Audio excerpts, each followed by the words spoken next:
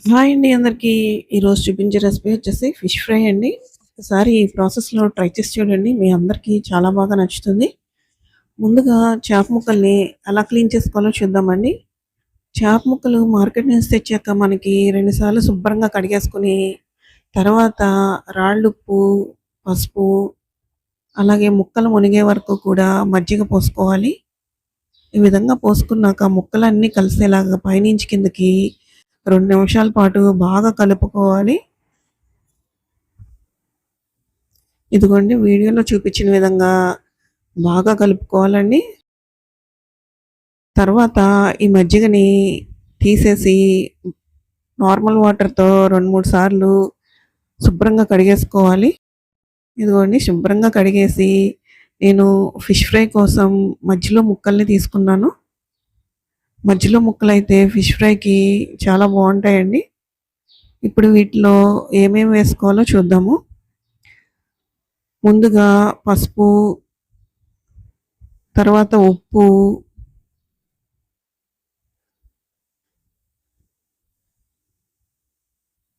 కారం,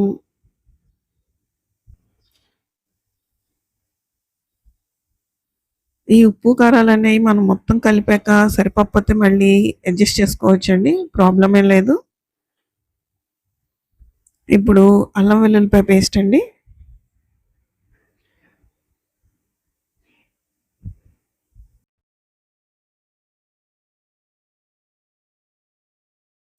ధనియాలు, జీలకర్ర కలిపి కొట్టిన పొడండి. తర్వాత గరం మసాలా, ఉప్పు, కారం, మసాలాలు అన్నీ కూడా మీ టేస్ట్ తగ్గట్టు అడ్జస్ట్ చేసుకోండి. అందుకే నేను కొలతలేమీ చెప్పట్లేదు. ఇవన్నీ ముక్కలకి బాగా పట్టుకోవాలంటే ఆయిల్ వేసానండి. ఆయిల్ వేసి ఈ మసాలాలన్నీ కూడా ముక్కలన్నిటికీ సమానంగా పట్టేలాగా కలుపుకోవాలి. ఇలా ఒకసారి కలిపాక కొంచెం టేస్ట్ చూసుకుని ఏమైనా సరిపోకపోతే మళ్ళీ వేసుకుని కలుపుకోవచ్చండి. నేనైతే ఎటువంటి నిమ్మరసం కానీ, శనగపిండి కానీ, కార్న్‌ఫ్లోర్ కానీ ఏమీ యాడ్ చేయట్లేదు. అయినా కూడా సూపర్‌గా ఉంటది. ఇదిగోండి ఉప్పు, కారాలు కొంచెం తగ్గినట్టు అనిపిస్తే నేను ఇప్పుడు వేశాను. కొంచెం ఆయిల్ కూడా వేస్తున్నాను. ఈ విధంగా ఆయిల్ వేసి మనం ముక్కలకి పట్టించడం వల్ల మనం వీటిని ఫ్రిడ్జ్‌లో పెట్టి స్టోర్ చేసుకున్నా కూడా 15 డేస్ వరకైనా కూడా ఫ్రెష్‌గానే ఉంటాయండి. ఈ విధంగా మసాలాలన్నీ కూడా ముక్కలన్నిటికీ సమానంగా పట్టేలాగా కలుపుకోవాలి. మీరు గానీ ఇదే రోజు ఫిష్ ఫ్రై చేసుకోవాలనుకుంటే 2 గంటల పాటైనా సరే ఫ్రిడ్జ్‌లో పెట్టుకొని, ఆ తర్వాత ఫిష్ ఫ్రై చేసుకుంటే మసాలాలన్నీ కూడా ముక్కలకి బాగా పట్టుకొని చాలా టేస్టీగా ఉంటదండి. నేనైతే ఇవ ఇవన్నీ కూడా ఒక బాక్స్‌లో పెట్టి ఫ్రిడ్జ్‌లో పెట్టేస్తున్నాను. ఈ డీప్ ఫ్రిడ్జ్‌లో పెట్టుకోవాలండి. నేను 2 రోజుల తర్వాత చేశాను కాబట్టి డీప్ ఫ్రిడ్జ్‌లో పెట్టాను. మీరు అదే రోజు చేస్తే నార్మల్ ఫ్రిడ్జ్‌లో పెట్టేసుకోండి. ఇదిగోండి నేను 2 డేస్ తర్వాత చూపిస్తున్నాను చూడండి. మసాలాలన్నీ కూడా ముక్కలకి చాలా బాగా పట్టుకున్నాయి. ఇప్పుడు స్టవ్ మీద ఐరన్ పెనం పెట్టుకొని, దాని మీద సరిపడినంత ఆయిల్ వేసుకోవాలండి. ఆయిల్ దీనికి ఎక్కువగానే పడుతుంది. ఫిష్ ఫ్రై మొత్తం కూడా ఫ్లేమ్‌ని లో ఫ్లేమ్‌లో పెట్టుకొని చేసుకుంటే, ఫిష్ అనేది చక్కగా పైన క్రిస్పీగా, లోపల సాఫ్ట్‌గా బాగా కుక్ అవుతదండి. ఈ విధంగా ముక్కలన్నీ పెట్టేసుకొని ఫ్రై చేసుకోవాలి. ఫ్లేమ్‌ని లో ఫ్లేమ్‌లో పెట్టుకొని ఫ్రై చేసుకోండి. మీ దగ్గర ఐరన్ పెనం ఉంటే మాత్రం దాని మీదే ఈ విధంగా ఫ్రై చేసుకోండి. ఫిష్ ఫ్రై అనేది టేస్టీగా ఉంటుంది. ఒకవైపు ఫ్రై అయినాక మరోవైపు తిప్పుకోవాలి. ఈ విధంగా కరివేపాకు యాడ్ చేయడం వల్ల ఆ ఫ్లేవర్ అనేది చాలా బావుంటుందండి మనం తినేటప్పుడు. అందుకే నేను కరివేపాకు కొంచెం ఎక్కువగానే వేశాను.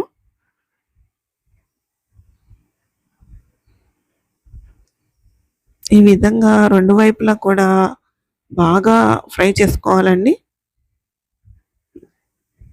ఇటువైపు ఇంకొంచెం ఫ్రై అవ్వాలి. మరొకసారి టర్న్ చేసుకొని కొంచెం క్రిస్పీగా వచ్చే వరకు ఫ్రై చేస్తాను. ఇదిగోండి నేను 2 పచ్చిమిరపకాయలని ఈ విధంగా మధ్యలో కట్ చేసి ఇవి కూడా వీటితో పాటు ఫ్రై చేస్తున్నాను. వీటికి కూడా పచ్చిమిరపకాయలు కూడా చక్కగా ఉప్పు, కారం, మసాలాలు పట్టి చాలా టేస్టీగా ఉంటాయి. ఫిష్ ఫ్రైతో పాటు తింటుంటే చాలా చాలా బావుంటాయండి. ఇదిగోండి ఈ విధంగా 2 వైపులు కూడా ఈ విధంగా అటు ఇటు తిప్పుకుంటూ చక్కగా ఈ కలర్ వచ్చే వరకు ఫ్రై చేసుకోవాలి. నేను దీనిలో ఎటువంటి శనగపిండి గానీ, కార్న్ ఫ్లోర్ గానీ యాడ్ చేయలేదు. అయినా కూడా పైన క్రిస్పీగా, లోపల సాఫ్ట్‌గా చాలా చాలా టేస్టీగా ఉందండి. ఒక్కసారి ఈ ప్రాసెస్‌లో ట్రై చేసి చూడండి. మీకు తప్పకుండా నచ్చుతుంది. ఇదిగోండి ఈ విధంగా ఫ్రై అయినాక పక్కకు తీసేసాను. కొంచెం టైం ఎక్కువే పడుతుందండి. కొంచెం ఫిష్ ఫ్రై అనేది ఓపికగానే చేసుకోవాలి. అలా అని మనం అక్కడే నుంచొని చేయాల్సిన అవసరం లేదు.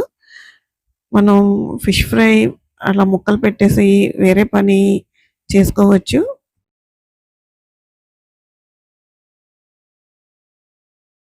అన్నీ కూడా ఫ్రై అయినాయి కదా! ఇదిగోండి ఒకసారి చూపిస్తున్నా చూడండి. చూడండి ఎంత బాగా ఫ్రై అయ్యాయో చాలా బావుందండి. తప్పకుండా ట్రై చేసి ఎలా వచ్చిందో కామెంట్ చేస్తారు కదా! ఇదిగోండి మరొక బ్యాచ్ కూడా నేను ఈ విధంగా ఫ్రై చేసేసుకుంటున్నాను.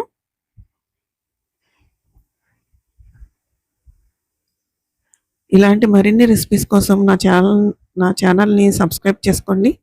ఈ రెసిపీ మీకు నచ్చితే లైక్ చేసి, షేర్ చేసి తప్పకుండా సబ్స్క్రైబ్ చేసుకోండి. ఈ రెసిపీని మీరు కూడా ట్రై చేసి ఎంజాయ్ చేయండి. మీకు అందరికీ ట్రై చేస్తే మాత్రం తప్పకుండా నచ్చుతుందండి. ఈ విధంగా పచ్చిమిరపకాయలు ఫ్రై చేసుకోవడం మాత్రం మర్చిపోకండి. చాలా టేస్టీగా ఉంటాయి. ఇదిగోండి మొత్తం అంతా అయిపోయింది కదా! దీనిపైన గరం మసాలా స్ప్రింకిల్ చేసుకోవాలండి. నేను ఫస్ట్ టైము ఫ్రై చేసిన వాటి మీద స్ప్రింకిల్ చేశాను. ఇప్పుడు ఇవి సెకండ్ టైమ్ పైన వేసా కదండీ ముక్కలు, వీటిపైన కూడా కొంచెం గరం మసాలా ఈ విధంగా స్ప్రింకిల్ చేసుకుంటే టేస్ట్ అనేది ఇంకా బావుంటుంది. అంతే అండి. ఫిష్ ఫ్రై రెడీ అయిపోయింది. తప్పకుండా ట్రై చేసి ఎంజాయ్ చేయండి. ఎలా వచ్చిందో కామెంట్ చేయండి. థ్యాంక్ యూ ఫర్ వాచింగ్ అండి.